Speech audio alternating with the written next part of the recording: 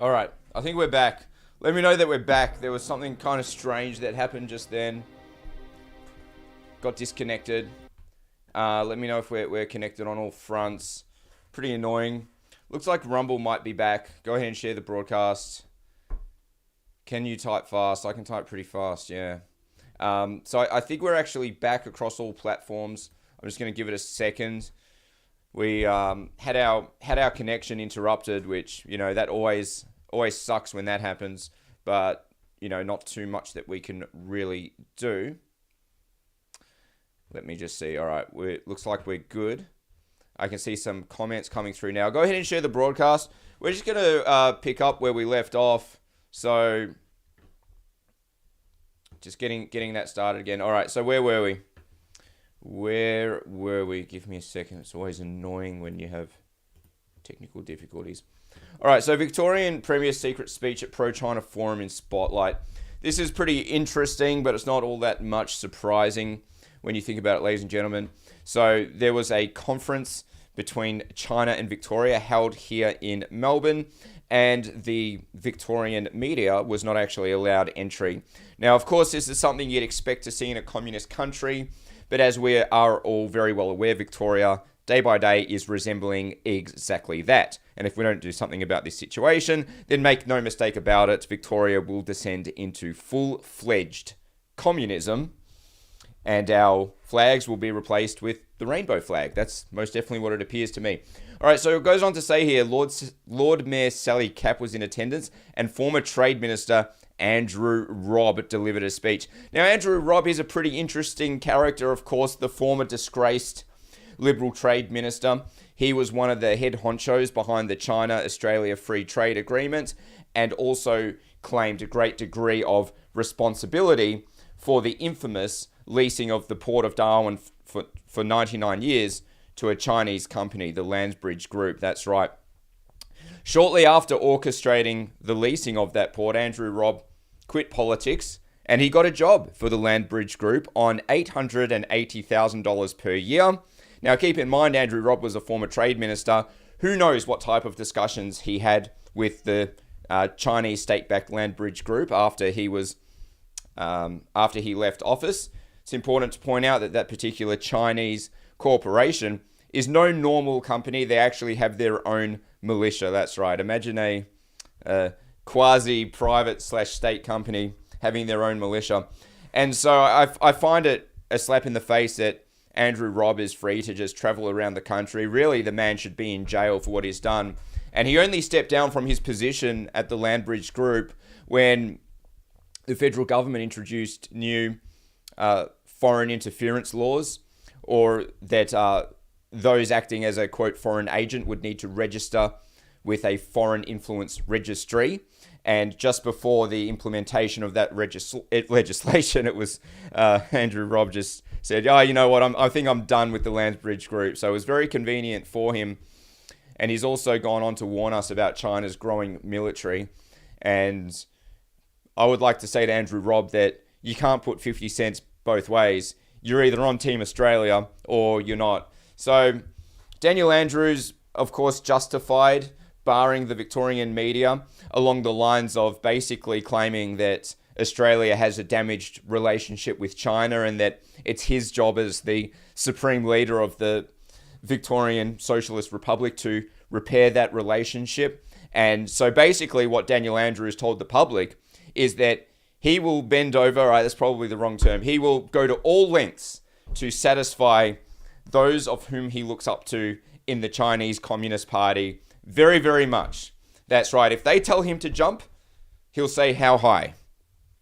If they tell him to go and fetch them a coffee, he'll ask them, do you want a latte, a cappuccino, a long black, sugar?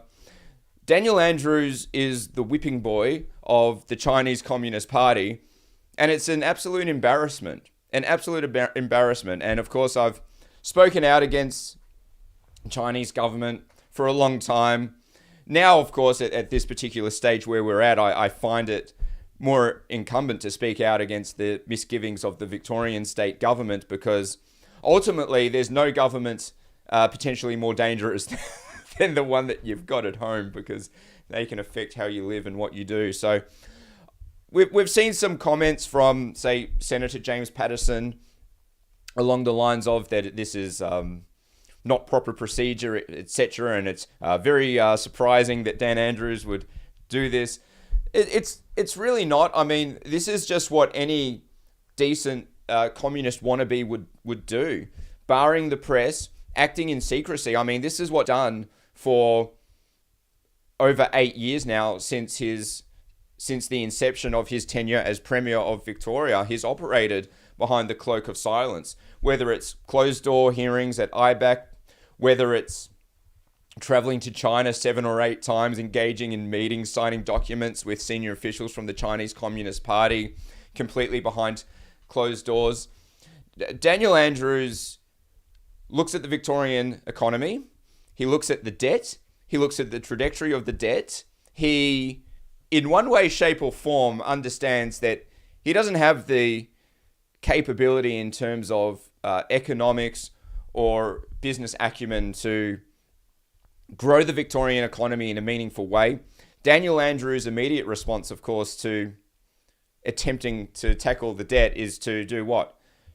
Tax Victorians more. He was seeking a bailout from the federal government. That didn't work out. And so my strong speculation is that Dan Andrews, as in this guy right here, I'd say that he is probably seeking any means necessary as to get on the good side of China, which he keeps reminding us is Australia's biggest trading partner, all right, that line that we hear all the time, for the purpose of probably seeking access to huge lines of credit from Chinese commercial lending institutions, for the purpose of balancing the economy and bringing new funding into Victoria. But of course, the problem with that, just like any other lender-borrower arrangement in life, is that the borrower is always going to be the slave to the lender. That's right. And countries, and a whole host of countries that have gone down that road of acquiring Chinese state-backed financing, have landed themselves in a world of hurt, being forced, of course, to relinquish their sovereignty, including but not limited to infrastructure, energy grids, manufacturing, resources, property rights. You know, it's basically like having... It's basically like, say you're renting and your landlord just kicks your door in whenever he wants, walks into your house with muddy shoes, makes a coffee, could be 2 a.m. That's the position Daniel Andrews is putting us in on a mass geopolitical level. The man is he's completely insane. He's a national security menace, yet he has no understanding for national security, no understanding of sovereignty, no diplomatic capability, no international business capability. He does not understand geopolitics.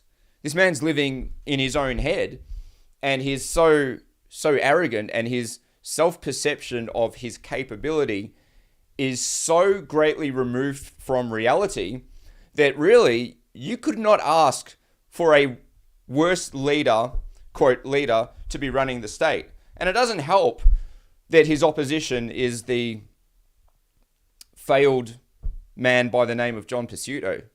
John Pesutto is not capable of fighting his way out of a wet paper bag, let alone offering up any real resistance to the out of control, corrupt, sick, unfit, and reckless and dangerous Daniel Andrews Labor government.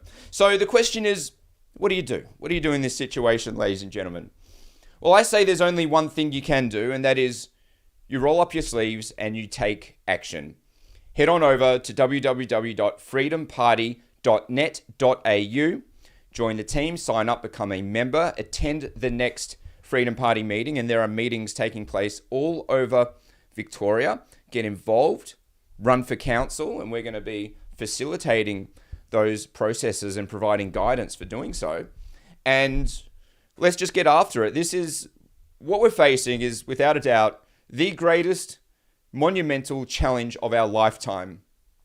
And you can really look at it two ways. You can look at it as a mountain that can't be climbed, or you can embrace the challenge and say, hey, the reward is in the journey, right? They say it's not necessarily about the destination, but the journey. So in whatever capacity you can, get involved in the fight, because you will benefit in many ways. You'll bring meaning to your life. You'll be standing up for something important, serving your country, and contributing towards providing a good, wholesome future for Australian generations to come. And to me, that's a great existence. And if you go and you do your bit, and further on in life, when that final buzzer rings, and it will ring for all of us, you can look back and you say, hey, I did my bit for what's right. I did my bit for Australia and our kids. And that's a nice thought that anyone can have at the end of their life. So let's think big picture. Let's think far ahead. Let's think about a 50, 100-year plan for making Australia a formidable force on the world stage. And, well, I'm still here, and I'm glad that you're still here too. And as the saying goes, Nike coined the phrase, just do it. All right, yeah, so Andrew Robb, right? Biggest sellout. I know I'm jumping around here, but Andrew Robb, the former disgraced trade minister who should be in jail, is now warning us about Chinese military when he worked for Landbridge Group that runs a literal paramilitary. There's a paramilitary arm of that organization. Andrew Robb, can you tell the Australian people that you have not sold out Australia's trade secrets? Can you honestly tell us that? I'm sick of this. You know what I would like in this country, ladies and gentlemen, and put in the comments if you agree with me. I would very much like for us to have the equivalent of court-martialing in the military. And I know that's not the correct term that we have in the ADF. But anyone who has been in the police or the military can tell you that if you break the rules, you will be hauled through the coals, you'll be dragged in front of an internal court system, a tribunal, and you could be facing very, very severe punishment and consequences. Now, some people will say, well, Morgan, we've got that already for politicians. It's called IBAC. Yeah, what a load of BS. Come on. We know that IBAC is a toothless tiger, and that depending on who you are, it's nothing more than some type of theatrical performance that the public may or may not have access to, especially in the case of Dan Andrews, who's able to have these hearings behind closed doors. So if there was some type of strong-arm court-martialing disciplinary process for politicians who commit, let's just say, acts that are not in the best interest of the country, Andrew Robb, I'd say there's, you don't want to throw the T word around too lightly, but I'd say there's probably a potential case for to treason. I think that it would be only fair, and in the private sector and even the public sector, as I mentioned before, the police or the military, people cannot get away with what these politicians get away with. And maybe if there were severe consequences to committing what one would accurately describe as crimes against the people, maybe it wouldn't happen as much. I mean, a bit of negative reinforcement. What do you guys think? Put in the comments. Do you want to see some sort of court-martialing processes for politicians? Do you think these events should be publicized and broadcasted?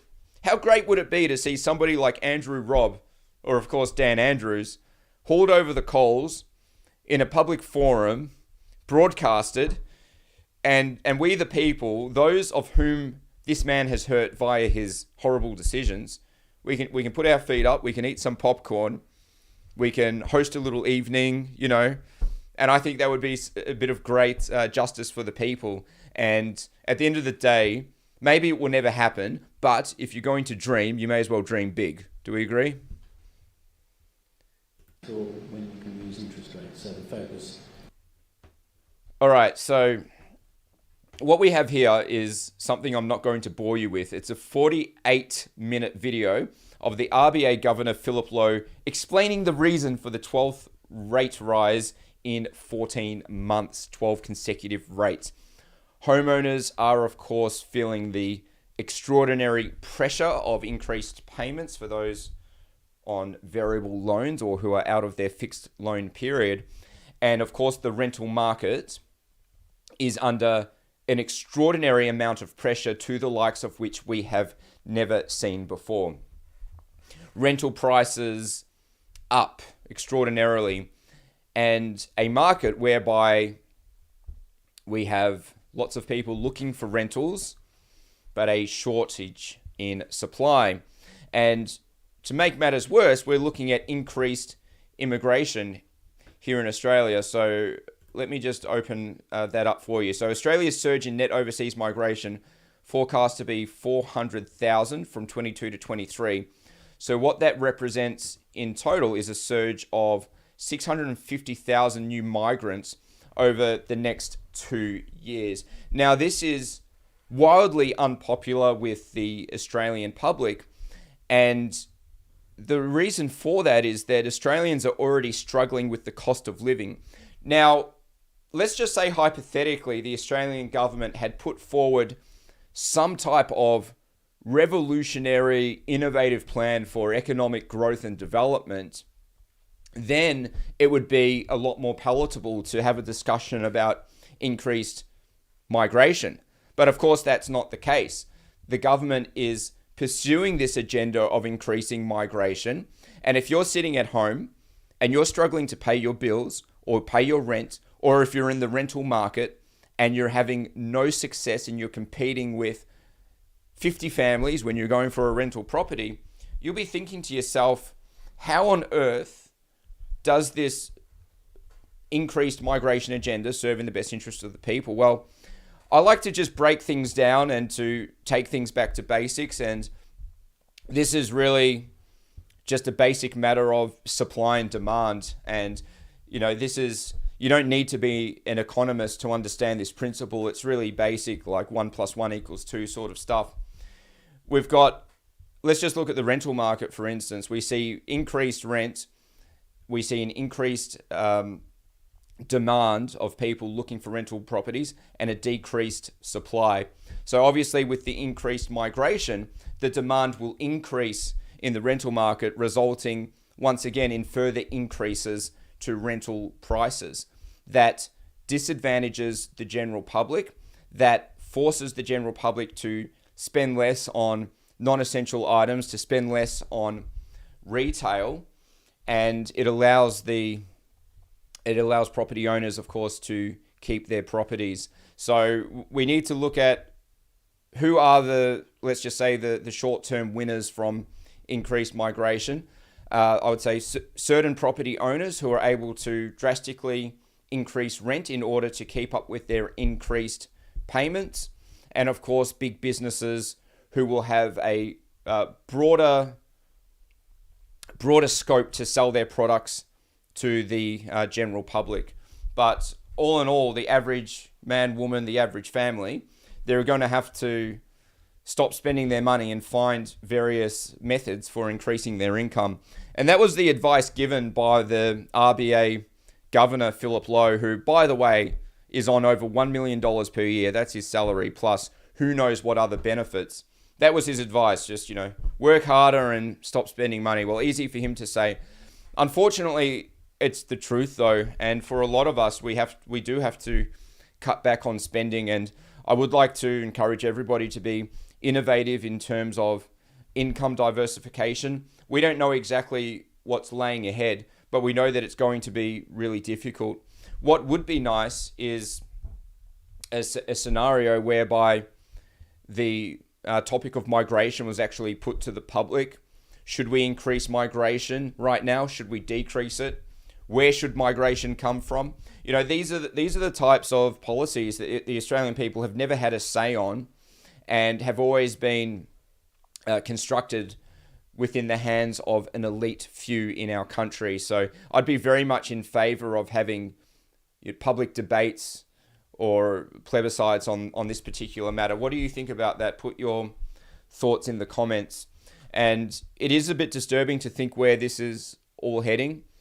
Of course, the Reserve Bank of Australia would probably be in favour of increased migration for the purpose of pushing up rental prices for property owners to continue making their payments to avoid defaults and that type of stuff. So, yeah, I don't see the increases in migration serving any meaningful purpose to regular Australians who are suffering. Maybe you see it differently. Go ahead and put your thoughts in the comments because I'd like to hear what you have to say on the matter.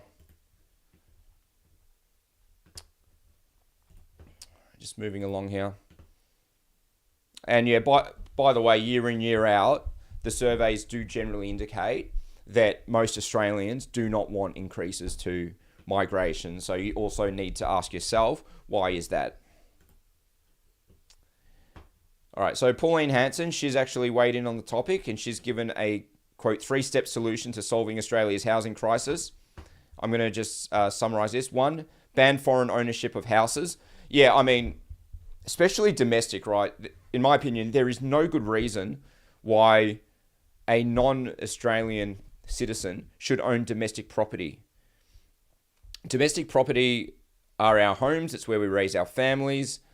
It's where we hang our hats. I'm very opposed to foreign ownership of domestic property. I think it should be completely eliminated. It serves in the interests of people who are not Australian, and it creates, of course, a bottlenecks in the market, exacerbating that supply and demand effect, limiting the supply, increasing the demand, pushing up prices, and the people who suffer at the end of the day are middle Australians. Right, where's number 2? I want to read you. Sorry, where am I? Oh, okay, so number 1 was reduce immigration. Yeah, so once again, supply and demand. Ban foreign ownership. Let Aussies use their super to buy a house. Absolutely. I don't like the legislative nature of superannuation. I think that Australians should be free to make their own decision beyond a self-managed super fund. So allowing Australians to use their super to buy a house, I see that as just common sense, and many Australians would much prefer to park their hard-earned income in a property as opposed to a share portfolio or what have you. So I think Pauline's on the money on this one, guys. So reduce immigration, ban foreign ownership of houses, let Australians use their super to buy a house. Alrighty. I'm just going to go to a short break so I can get a glass of water. So stay with me. I'll be back in 60 seconds.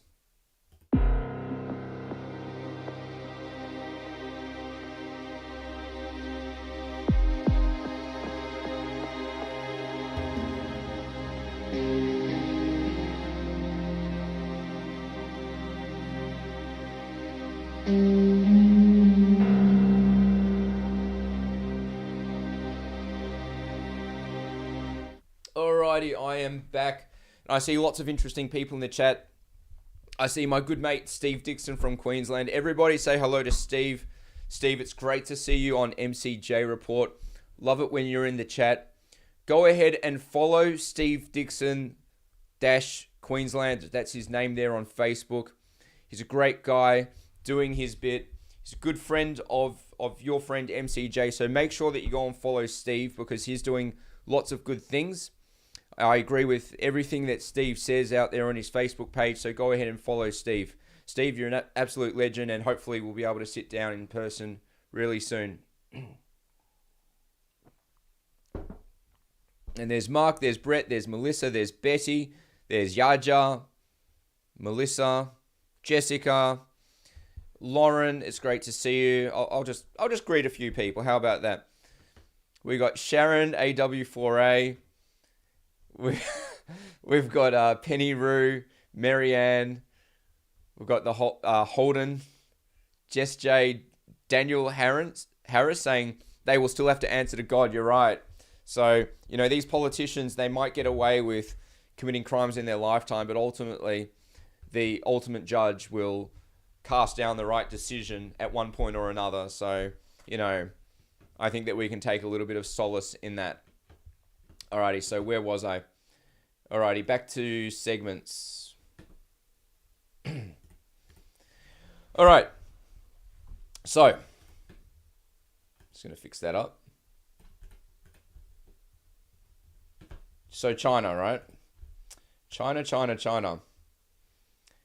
China is building a military of monumental proportions. So what exactly am I talking about here? Why am I talking about the Chinese military? Well, first of all, as it stands at the moment, China has the most active military personnel in the world with approximately 2 million troops. Troops that are ready, all right? To put that in perspective, we have less than 100,000 here in Australia.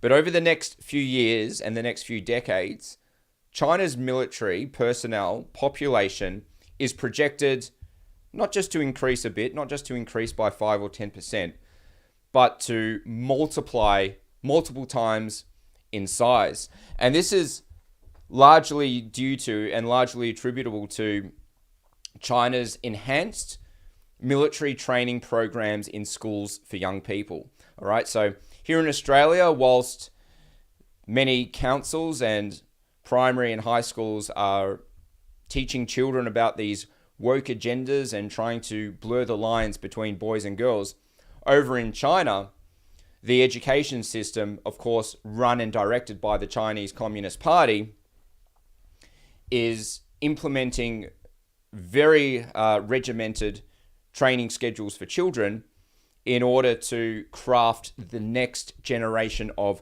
Chinese soldiers. I have a compilation here from China, from schools, so kids ranging from about 5 years old all the way to teenagers conducting military training operations. The clip goes for about 6 minutes. Take a look. 热铁预备，预备，放！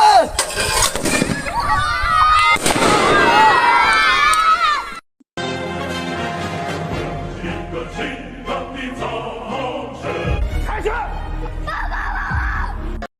我只想要拉住流年，好好的说声再见。遗憾感谢都回不去昨天，我只想铭记这瞬间。你们准备好吗？追训进行，已进入倒计时。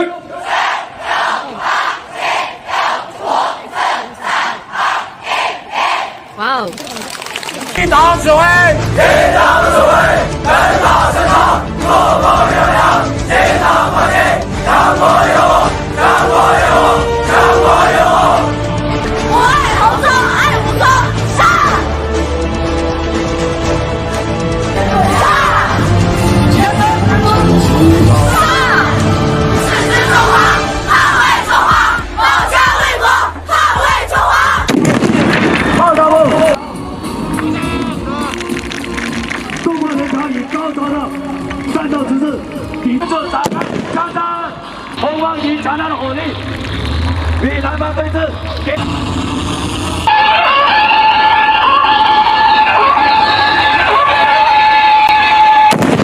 在经过激烈的准备啊！一发装填，来，一发装填，go！ 你干嘛？外面把我吓着了。没事，各位扶着。我说了，我说放，你再往后退，听到没有？来，准备，一发。哎呀妈呀！等一下，老师不要。这是什么？我说放，再往后退，明白没有？帽子反在了。教官。不要叫我了。我拉。那我拉你。来，准备啊！一发装填，放。 无法要灭亡，无奈先自绝。红方以强大的火力与南方对峙。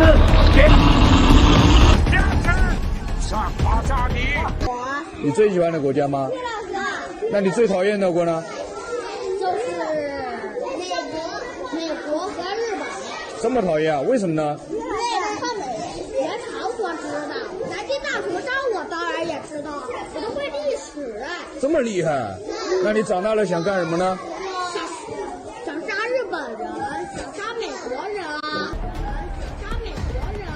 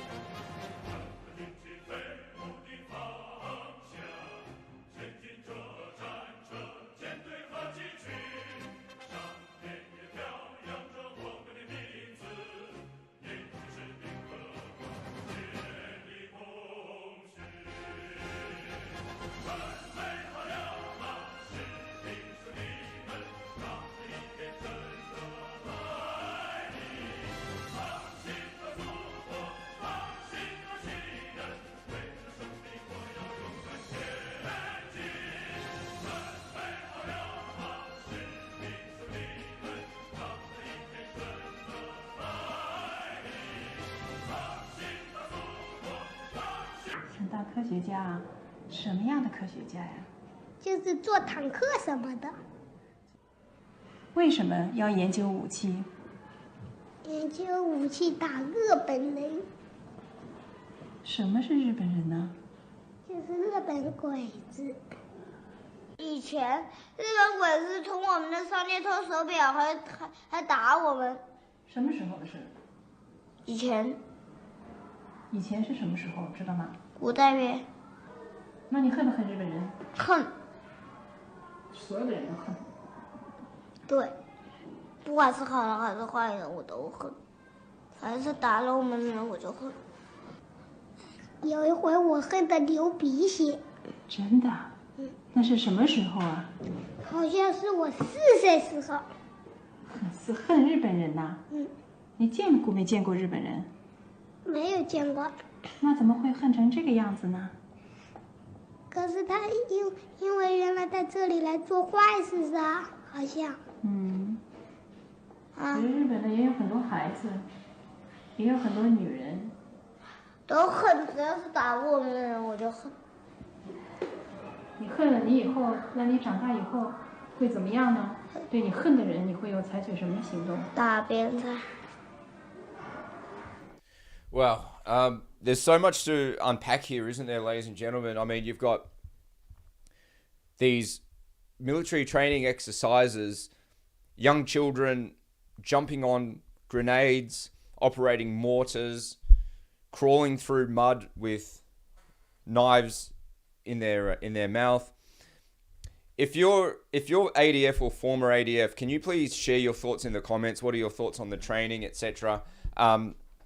So we can look at this a lot of things. Obviously, the typical criticism will be, well, children need to have a childhood. And obviously, we all agree with that. But we need to think to ourselves from a geopolitical perspective, why is China doing this? Why is China teaching children this very strongly nationalistic stance towards China? And the answer I come up with is, I think, pretty common sense. When we look at the past 2 centuries, what we see was last century very much dominated by the United States and the century before by Great Britain. Now, China, when we look at the government and leadership, they feel very humiliated by what happened to China in the past, what they considered was economic exploitation. China in general is ashamed of being a poor country. Not all that long ago, that's right. Really just a few decades ago, China was very poor, a bunch of rice fields, and now, of course, has to be described as a global superpower and a military force with the highest population in the world.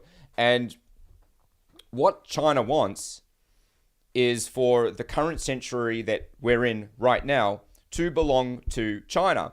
That's right. That's why we see the expansionist operations of the Chinese Communist Party. That's why we see the setting up of military bases outside of China. That's why we see China now involved in diplomatic talks and peace negotiations and economic debt trap diplomacy, building infrastructure and networks and controlling trade routes and maritime trading routes in foreign countries, especially throughout the Indo-Pacific, because China wants this century to be dominated by China and to effectively, now this is speculation, but I think this is pretty clear to see, China would like to replace America's position in the world as the number one superpower and as the, let's just say, policeman of the world. Now, obviously, we can criticize any government, including the government of the United States, especially under Joe Biden. But me personally, I would much prefer that America remains as the principal world superpower as opposed to China. What are your thoughts at home? So let's just take it back. So we see, of course, these military training exercises. So whilst our children are being indoctrinated with woke ideology that is weakening them, millions upon millions of Chinese students are being trained to become soldiers. All right, so let's look at some stats here. Let's look at some stats. As it stands at the moment, and this is according to globalfirepower.com, China ranks as the top 5 most powerful nation in the world for its military, with 2 million active personnel. But here's the real kicker right here. China, having the highest population in the world with about 1.5 billion people, has a population of, now this is going to be give or take, of course, 321 million people under the age of 19. Just imagine that, all right? The population of Australia is 25, 30 million people. 321 million people under the age of 19. And these military training drills are taking place everywhere in China, and students are being taught that China is the superior country in the world and that they must train to fight against any outside force that seeks to attack China. Now, this figure right here is more than 10 times the population of Australia, just individuals who are 19 years of age or under. And I can tell you that the education system is very uniform, especially after the Tiananmen Square crackdown. Democracy doesn't exist in the education system. It is all hyper-nationalist, teaching children that there's lots of bad people in the world who might want to hurt China, who might want to hurt Chinese people, and therefore it is their responsibility to train up and to defend China.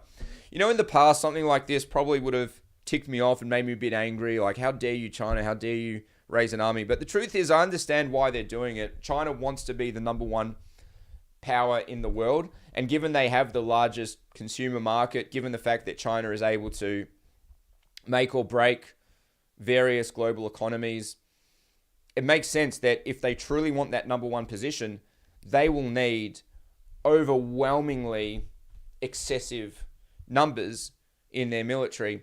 So just imagine a scenario whereby you've literally got over 300 million people who are trained, ready, and willing to engage in military operations.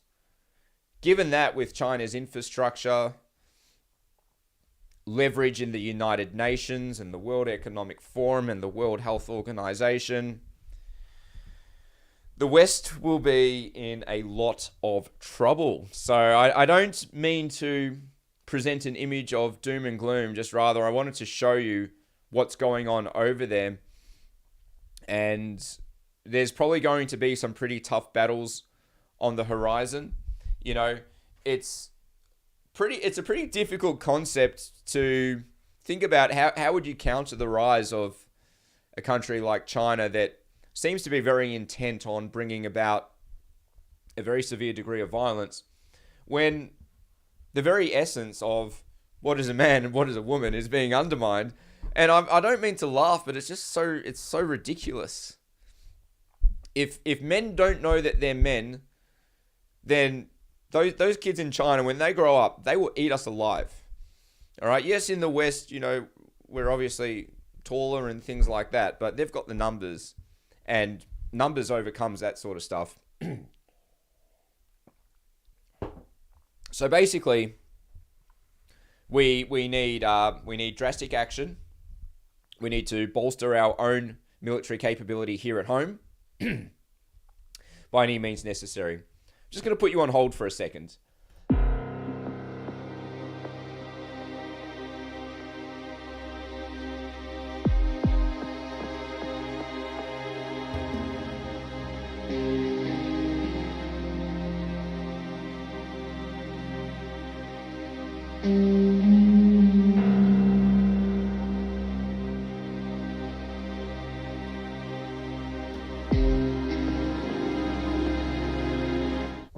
Yeah, thanks for that. Just needed some water. It's kind of hot under these lights here in the MCJ Report studio.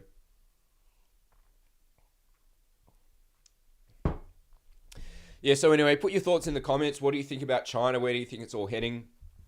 You know, they're teaching kids to be proud of their country. I get that. But I think they're also teaching a lot of hatred, which is bad. And I think that everyone should be concerned. And I think this should be a wake-up call to the West that we need to get our act together. All right, that's just about the end of the show, ladies and gentlemen. I'll just have to put you on the break screen for a minute. I just need to down a little bit of water, and then I'll come back to say my goodbyes.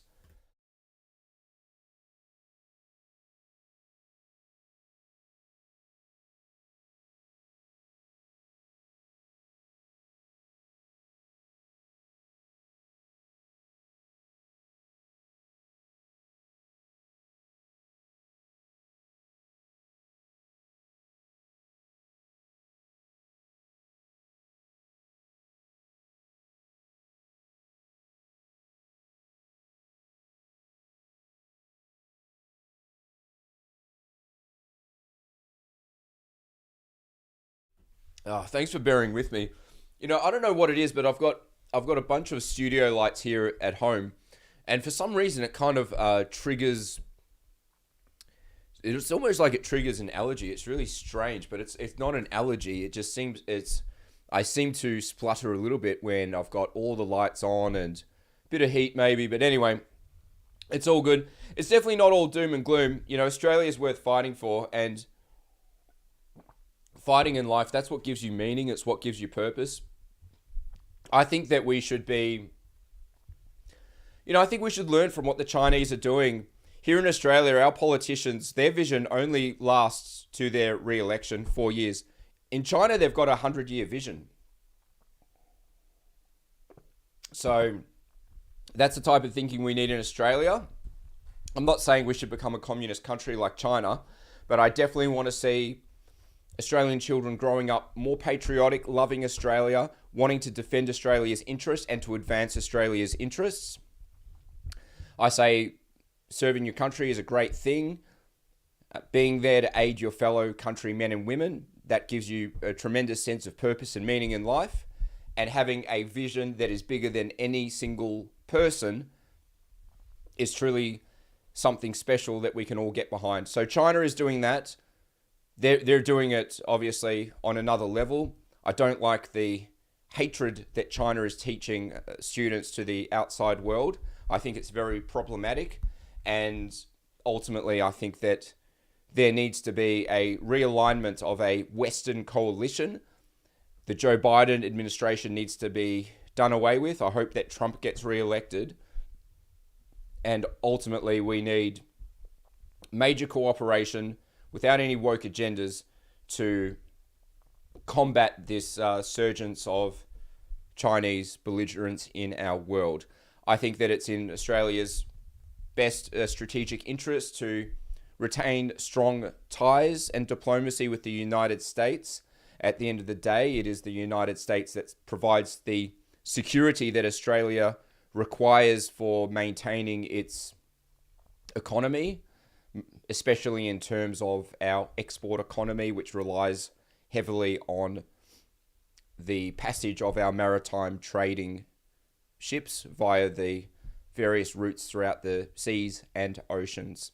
And it is indeed the United States that guarantees our capability to trade on a global scale. So love them or hate them, well, it's irrelevant whether you do. They're absolutely necessary for the functioning of our economy. And I'd much prefer to be first and foremost aligned with the United States and to be first and foremost aligned with China. I mean, we've gotten a taste under Dan Andrews with his authoritarian approach to COVID-19, right? Absolutely brutal. I mean, I know that a lot of us are still licking our wounds from that. You know, it's going to take a while to get over. To the secret meetings behind closed doors, Daniel Andrews literally just pandering to the Chinese Communist Party. Oh, well, I said no media because I don't want to upset them and I need to repair the relationship. I mean, what else did Dan Andrews do behind closed doors? Did he kiss their feet? What an absolute embarrassment. You know, what we should be doing is producing energy, not closing down our coal-fired power stations, getting our uranium working for Australia, building our military, promoting our, enhancing our weapons capability to the point of becoming a fierce fighting force. And that's my big long-term dream for Australia. I want us to be strong and feared. I want the woke agendas done away with. These agendas that are only undermining our culture, our traditions. Bring back Australia Day. Stop the attacks on Anzac Day. We've got a great country. We've got a lot to be happy for, and it's still here. It hasn't gone yet. So you see, Daniel Andrews and those like him, they're trying to replace our culture with something else. They're trying to replace our national flag with the rainbow flag, which now has this entire ideology that sits under it. No longer is the rainbow flag just about gay people. It's a whole host of different obscure causes, and it's up to us, folks. It's up to us. Our country, that's right. Our beautiful Australia. Our beautiful Australia that we love so much, and we're going to do everything that we can. So if you want to get involved with what I'm doing, go to www.freedomparty.net.au, become a member, or sign up to the email notifications list. Get involved. Okay, democracy, I'd say, is one of the final frontiers in our country. I know that some of you don't believe in it, but ultimately we need to use what tools we have at our disposal. People tell me all the time, it's all rigged, you're wasting your time. I'm like, all right, fine, but what are you doing? Oh, well, you're not doing anything. So, you know, people who want to talk about, let's just say, out of the box thinking for transforming Australia, that's all very well and good, but a lot of these approaches, to me, it's just pie in the sky sort of stuff and a waste of time. In my opinion, what you want to do, what's most practical, is you exhaust the avenues that are at your disposal. And once you've exhausted those avenues, then you say, all right, well, I'm going to think about something else now. And that's just how I operate. So which I think is practical, and I think it's normal, and I think it's a very logical approach to a whole host of things in life. And if you like that approach, then go to www.freedomparty.net.au, because Freedom Party is moving from strength to strength. We're growing. We're opening up branches all over Victoria. We're getting our members activated. Lots of people are getting into action. And we're not just some little party that popped up for one election. We're staying. And we've just endorsed Greg Cheeseman for the seat of Warrandyte for the by-election. So that's super exciting as well. So get on board, folks, because, you know, the train is still stopping at all stations, but the train will build up so much momentum that it can't be stopped. Anyway, that's just about it for this evening. If you'd like to support the show, you can do so via the website, mcjreport.com. So you can become a member, sign up. It most definitely would help from $5 a month. If you think that I provide a valuable service, if you find the information useful, insightful, if you think that I'm doing something good overall for society, and of course the show takes a lot of time, a lot of effort, a lot of preparation, and it's obviously difficult in this climate to put in all the time that this show requires. So if you'd like to help out, you can head on over to mcjreport.com and go ahead and click on memberships. Apart from that though, that really just wraps it up for this evening. I'd like to thank everybody for watching. As always, you are the reason why this show exists. I do it for you, so thank you very much. Some of you have followed and supported me for years on end now, so just know that everything you do is taken notice of by me. I appreciate it. You know, we're in this together. We're all Australian brothers and sisters. This is our country. We're going to fight for our country. And that's about it. So go and get some rest. Sign up to the email notifications, mcjreport.com. If someone can put that in the chat, mcjreport.com/newsletter. That way you'll be notified next time I go live. All right. Thank you very much. God bless. And I'll catch you on the next episode of MCJ Report.